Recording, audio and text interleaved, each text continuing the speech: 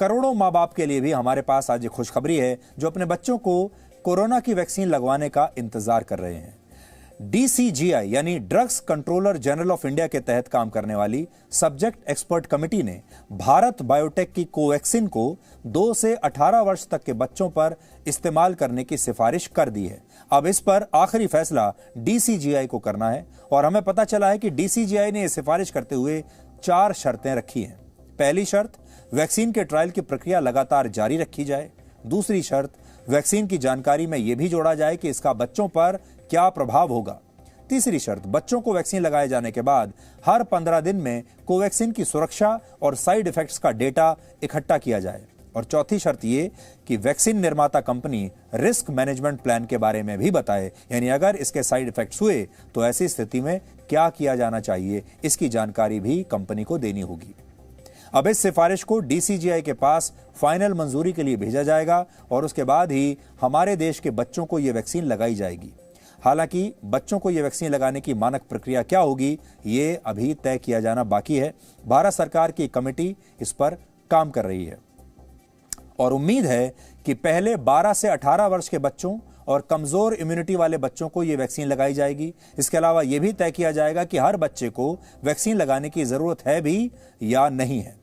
मई से सितंबर के महीने के बीच भारत में बच्चों पर कोवैक्सीन के ट्रायल किए गए थे और इसके बाद अक्टूबर में इसका डेटा DCGI के पास जमा कराया गया।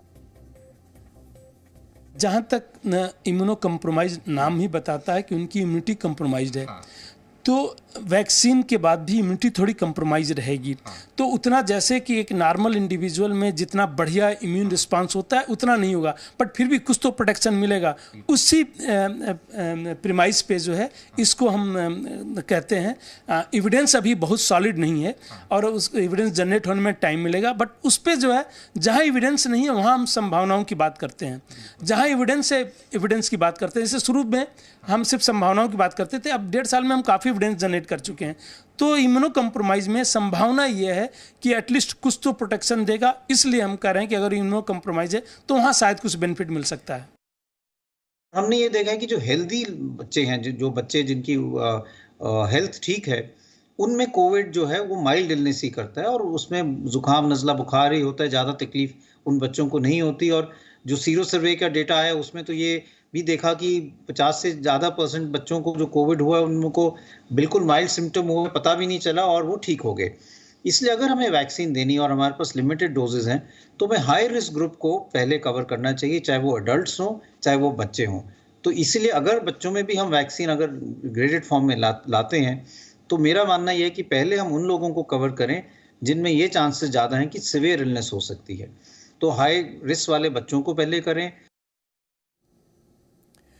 कोवैक्सीन के अलावा जाइडस कैडिला की वैक्सीन ज़ेकोव-डी को भी 12 से 18 वर्ष तक के बच्चों के लिए मंजूरी मिल चुकी है और यह वैक्सीन 3 डोज में लगेगी, जो सिरिंज की जगह जेट इंजेक्टर से लगाई जाएगी। इससे इंजेक्शन लगने के बाद ना के बराबर दर्द होता है।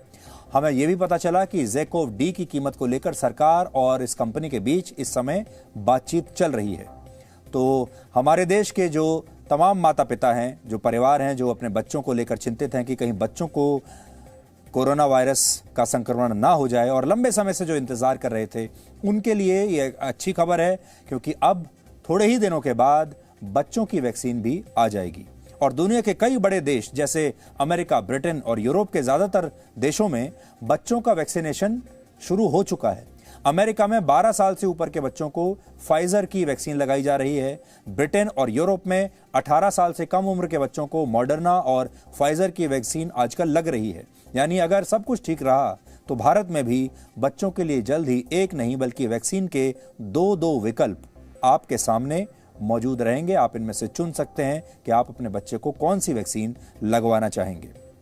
Presenting B News app, available on Google Play and App Store. Download it now.